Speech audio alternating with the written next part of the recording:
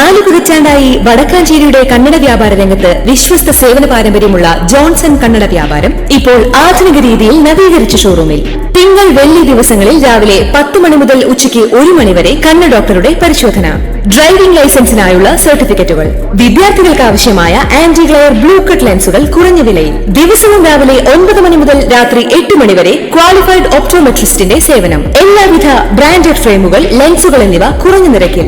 Johnson Kannada വ്യാപാരം, John's tower, divine ആശുപത്രിക്ക് എതിർവശം, Vadakkanchery. Phone 94963474. മറ്റ് സംസ്ഥാനങ്ങളിൽ നിന്ന് സ്പിരിറ്റ് എത്തിക്കുന്നതിലൂടെ കേരളത്തിന് 100 കോടിയോളം GST നഷ്ടം ഉണ്ടാകുന്നുവെന്ന് മന്ത്രി MB രാജേഷ്. പണം മുഴുവൻ മറ്റ് സംസ്ഥാനങ്ങളിലേക്കാണ് പോകുന്നതെന്നും അദ്ദേഹം വ്യക്തമാക്കി.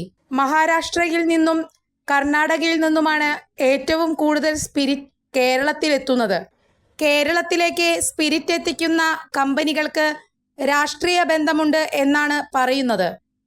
അവരുടെ രാഷ്ട്രീയ ബന്ധം ഏതെന്ന് താൻ പറയുന്നില്ല.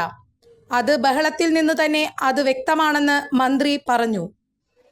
എലപ്പുള്ളിയിൽ സ്പിരിറ്റ് നിർമ്മാണ കമ്പനിക്ക് പ്രാഥമിക അനുമതിയാണ് നൽകിയത് എന്ന് മന്ത്രി വ്യക്തമാക്കി. വ്യവസായ അടിസ്ഥാനത്തിൽ കേരളത്തിൽ സ്പിരിറ്റ് നിർമ്മിക്കുക എന്നത് സർക്കാരിൻ്റെ നയമാണെന്നും കമ്പനികൾ അപേക്ഷ സമർപ്പിച്ചാൽ സുതാര്യമായി പരിശോധിച്ച് അനുമതി നൽകുമെന്നും അദ്ദേഹം നിയമസഭയിൽ വ്യക്തമാക്കി. കർണാടകയിൽ നിന്നുള്ള കമ്പനികൾ അപേക്ഷ നൽകിയാൽ അതും പരിഗണിക്കുമെന്നും ഒയാസിസിന് പ്രാരംഭ അനുമതിയാണ് നൽകിയതെന്നും അദ്ദേഹം കൂട്ടിച്ചേർത്തു. കൂടുതൽ വാർത്തകൾക്ക് ഞങ്ങളുടെ ചാനൽ സബ്സ്ക്രൈബ് ചെയ്യുക. ഫേസ്ബുക്ക് ഫോളോ അപ്പ് ചെയ്യുക. വാർത്തകൾ വേഗത്തിലറിയാൻ Anytime News.